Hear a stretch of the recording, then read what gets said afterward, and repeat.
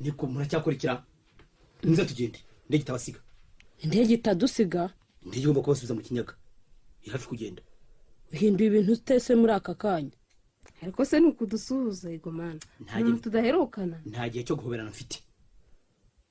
mugiye bwa ngo tugende urashaka se ko dusezeranira mu kinyaga dusezerana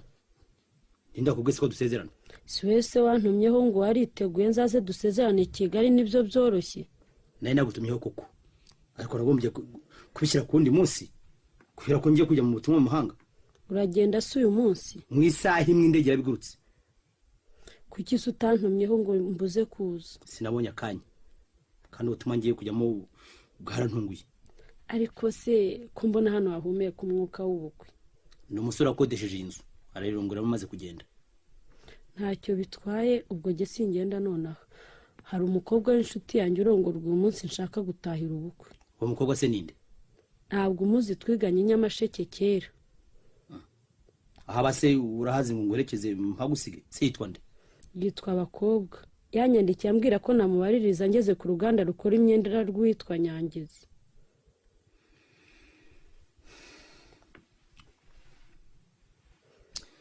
Mutoni Karame ubwo ntubutaye ndakubujije nta cyatuma ngenda ntatashye ubukwe bw'abakobwa rwose uremera ko ndi umugabo wawe bimpesha ishema mu bandi ndagutegetse ntutahe ubwo bukwe rwose bambabariye ko mfitanye n'abakobwa amabanga menshi ntibishoboka simbishaka kandi ntumbaze impamvu waretse se ahubwo nkamusuhuza ngahita ngenda icyo navuze nakivuze ntabwo nivuguruza yewe ariko rero sinkumva ayo mategeko ntasanzwe utegeka ntagomba kwisobanura ubusa ahubwo singuherekeza ahubwo ni igihugu guherekeza ndakwereka akayira kajya ku kibuga cy'indege akayira ndakazi nakabonye n'Imana agize nta nigene nifitiye ariko tuzaba twumva icyo ubwo butumwa buguteye gusibya ubukwe ni ubutumwa bwihutiwe kandi rero ibintu byihutiwe bibaho aha ngaho tugeze ku muhanda ujya ku kibuga twitahire ahubwo ni muhoji mbarenze irembo nta byo kuvuga ngo mbageze ku kibuga maze gahunda ndumva ikiri yayindi ntihinduka nta kibazo rwose ewe burakeye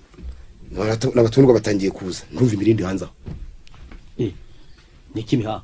yewe cyanye bite gutagiye nanze kurushwa n'ubusa Mutoni yaje musize ku kibuga cy'indege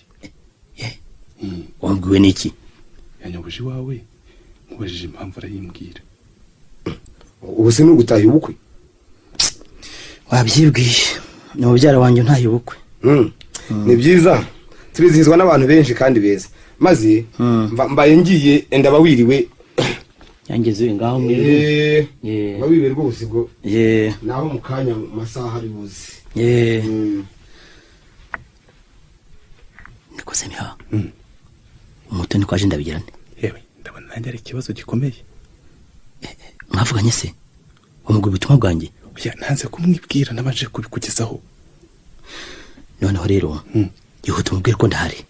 ko nagiye mu rugendo rwa kure rwose kuva duhuye se kwashize akanya bari hafi kugera hano witinda yewe witinda nimurira mu nzira rwose umusubizeyo impamvu kandi urayizi reka ngenda ariko simbize kare reka ngenda witigihe ihute ndagiye niba ukundi ndakwereka nanjye ko nguteka ndagiye